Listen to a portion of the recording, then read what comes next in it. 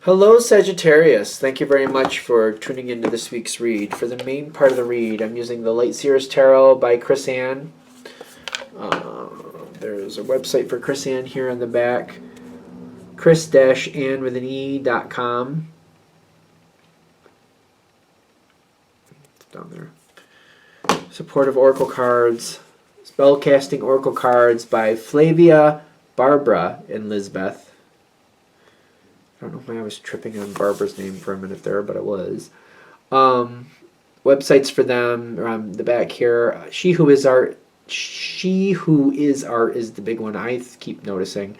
There's a couple others there too if you're interested. Feel free to search out whatever works for you.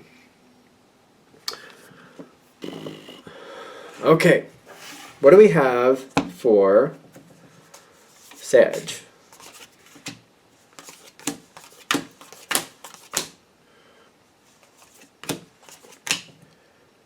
Seems like it's complementing energy.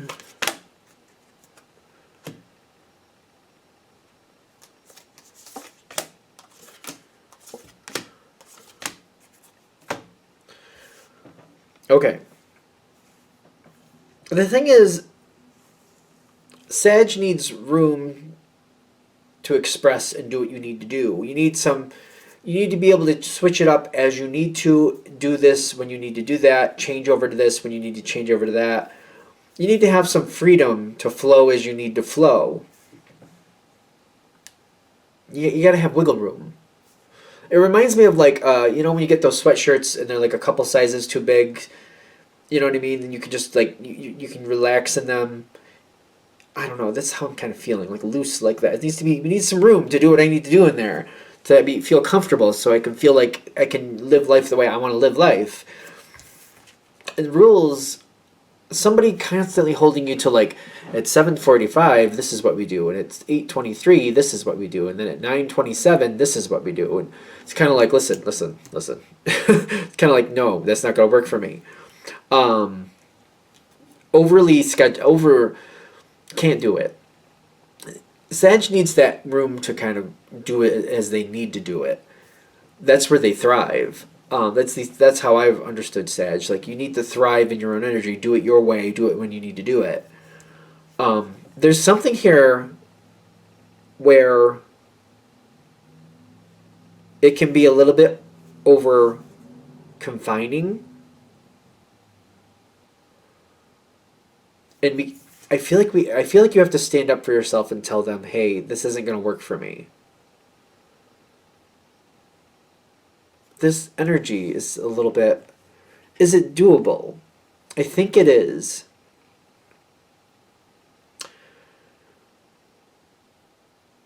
You're like this. I feel like it's starting to close in on me, and it's kind of like I need to kind of think about what I need to do about this.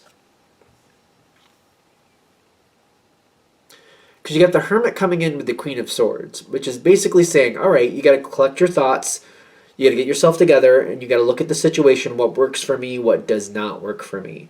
But then we have to definitely communicate it, and we have to be very direct and very to the point. We don't want any frills. Like, this is just how it is. Because I almost feel like what I have to tell somebody is like, listen, I understand this is your show, and you're going to run it the way you need to run it, but the way this is going, I don't thrive with this. I just don't thrive with it. Sooner or later, if it doesn't change, I realize that I won't fit here. And if you're okay with that, then I guess I have to be too. Something like that. Like, kind of like, listen, this isn't going to work for me. I know it's your show. You may end up getting somebody else to help you with it, though, in the long run, if you can't work with me. I feel like I'm just being flat out honest. Like, this is, you're strangling me. I hate doing this. I'm starting to hate this job or whatever, because it could be a career thing for a lot of you. Kind of like, I'm starting to hate this job, and if I end up hating this job, I'm not staying. So if you can't work with me, I respect that, but then at some point we're going to go our separate ways. Something like that. And I feel like this energy, you're going to make sense to them. Whoever this is, either it's history with you or history with other people, where they've gotten too demanding, too restrictive, I should say, and they've lost people, or people have walked away from them. They've gotten too controlling. It could be easily too controlling, and they paid the price for that. they may need a moment to sort it out. So you might tell them your truth. They need a moment to work through it. So like you tell them today, they might take a week or two to really get on point with it. It might take a week or two. Because I see them putting the work in. Like, you have to give them a chance to absorb the information. They're not going to react right away. I feel like this is really important part of this reading. Like if this reading is hitting, if this matches up with you, you got to present this information for the best success anyway. Present this information and expect them to like sit on it for a week, possibly two. So you want to give them the ability to like take the information, absorb it, and do what they need to do with it. Whatever suits you best for that. Because I do see a lot of work going on with it. And when I see that coming in, it's very interesting because the Ace of Swords in this deck is very much like, it reminds me of like a thinking woman. It's very like, there's a lot going on, there's a lot I gotta add in, that has to go here, this has to match that, this can't happen at the same time, this actually does need to happen close to the same time. Like there's a lot of things to do, there's a lot of things to consider. It's not just like yes, no. It's not just on or off. It's not like just turning on a light. It's like it's either on or off. No, this is not that situation. There's a lot more going on around this situation. There's a lot to be dealt with. Very busy. Very complicated life. And the finding coming in with the Ace of Swords is saying, this person, they want you to stay. They believe you when you're telling them this stuff, but not only do they believe you that this isn't working for you, they're kind of like, well, at least the Sag told me. Because I have a feeling there's more than just one person. It's more than just the Sag that this isn't working for. So this is my opportunity. The Sagittarius told me. I'm thankful they did, but now I have to think about what else isn't right and what else can I do to release this and make this more palatable so I can keep these good people around me. Like you being one of the good people that's around them.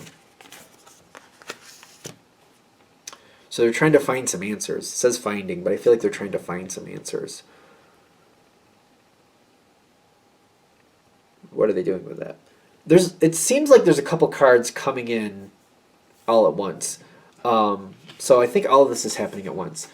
They realize, like, when the career card comes in, it doesn't have to be literal career. It could be, like, treating it like that. Kind of like, if they want the situation to have longevity, they got to not only fix it, they have to maintain it and keep an eye on it.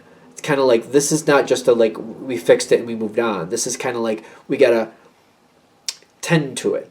You know what I mean? Take care of it. Look after it. And they got that Page of Cups going on there, so it's kind of like, they do kind of want to believe they can just fix it and move on, but they really can't. I feel like when I see the Page of Cups, they got to kind of back off and give you more control, and they got to trust that you're going to do what you need to do. Sometimes people who micromanage are very insecure because they don't trust other people to do what they're supposed to do. It's an insecurity thing. Usually people who micromanage have insecurity issues where they can't trust somebody. I say insecure, well, it's an insecurity issue. I keep feeling like it's an insecurity issue. I was going to say it's a trust issue, but usually it's insecure. Kind of like they don't feel like it's going to go right, so they have to make sure if it goes right, and that if it doesn't go right, even though other people might be the reason, they feel like they're going to be the ones who are to blame for it, so they have to micromanage people. They have to pull back their energy. They want to pull back their energy. You can work with that. Okay, I'm getting you can. All right, so let's go with it. Knight of Cups, Nine of Wands, and the forgiveness. I feel like when you realize that there's some type of, I feel like it's an insecurity issue. They just need to know and have that reassurance that everything is where it's supposed to be. And you're like, all right, how about this? Be it weekly, probably more daily. Certain things have to be done on this day. Certain things have to be done on this day. But at the end of the week, these things have to be done. You'll keep this person in the loop. You'll send them emails. You'll tell them how it's been. And you'll be like, at the end of the day, I'll send you an email and let you know where things are. I won't send it throughout the day. I'll send it one email at the end of the day. And at the end of the week, I'll summarize everything and I'll let you know that everything got done at the end of the week. So like I'll send one at the end of every day, and the last email of the week will not only have for that day, it'll have a recap of the whole week. Something like that. Kind of like, I feel like you can work with it. I feel like you can work with it. Kind of like, all right, just let me do what I need. That way you at least have the fluidity throughout the day to do what you need to do. And you'll think to yourself, all right, they're going to need this for Wednesday, so if I don't have it done by Tuesday, they're going to get bent out of shape. But then you're like, okay, it's Monday, it's Tuesday. I have to do either Monday or Tuesday. Definitely have to have it by Wednesday. It's during Wednesday they use it, but I need to have it done by the end of Wednesday or Tuesday. So you're like, okay, this week I'll do it Monday, next week I'll do it Tuesday, and you'll just do it appropriately, but you'll like keep throwing it out there because technically it could be done Wednesday, but you're like, if you do it Wednesday, you're going to hear about it. That's unacceptable. I can't move it till Wednesday. It has to be done either Monday or Tuesday. That's why I'm saying you can work with it. Like you have the fluidity to move it around that much. It's not you know what you need to do. Because I feel like you can move it. You can, once you have that fluidity, cool, great, you can deal with it. The situation is not going to be completely unbound. It's not going to be completely unbound. There's still boundaries. There's still rules. I'm getting at with the Hierophant. And then the good luck, though, is kind of like, again, like, something has to be done by Wednesday.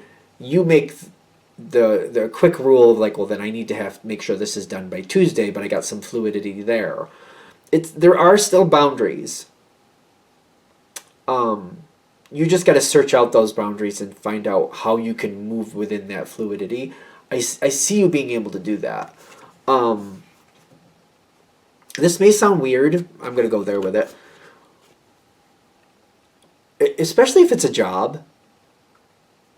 If you have stationery or writing utensils,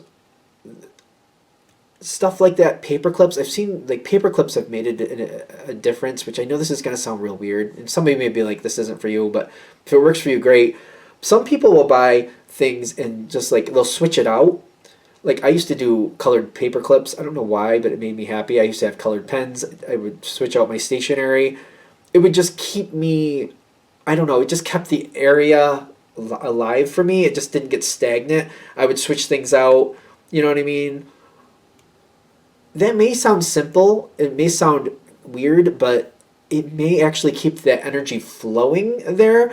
So it keeps your brain feeling like things are changing. You have, especially if you have things around that area that you're working that you really enjoy, certain colors, like maybe like a darker mauve color. Maybe some days you like more of a pinkish blue, purplish. I guess that would be more of purple, wouldn't it? Maybe other times you like orange. Keep switching out the stuff you use. Keep switching it out to stuff that you enjoy looking at. Even though it seems simple and it may seem like it's not necessary for that work environment, that energy will keep that churning for you and keep that flowing, and it'll help keep you in a more of a positive place. So that way, even when you're stuck in some binding areas where you're like, well, I only have so much wiggle room, it's a little bit of wiggle room, but it's not a lot, it's uncomfortable. Certain things like that, where you can switch that energy around, might actually keep you happy. And take it with a grain of salt, experiment with it if you want to, of course. See what happens for you. Anything else? I think that's it. All right, I'm going to shut this down here. Hope that helps. Thank you for watching. If you'd like a direct reading from me, shoot me an email, jamesforastral@gmail.com. That's James, the number 4, astral@gmail.com. If you're interested in the donation information, that's below, the same email. Thank you for watching, and have a great day.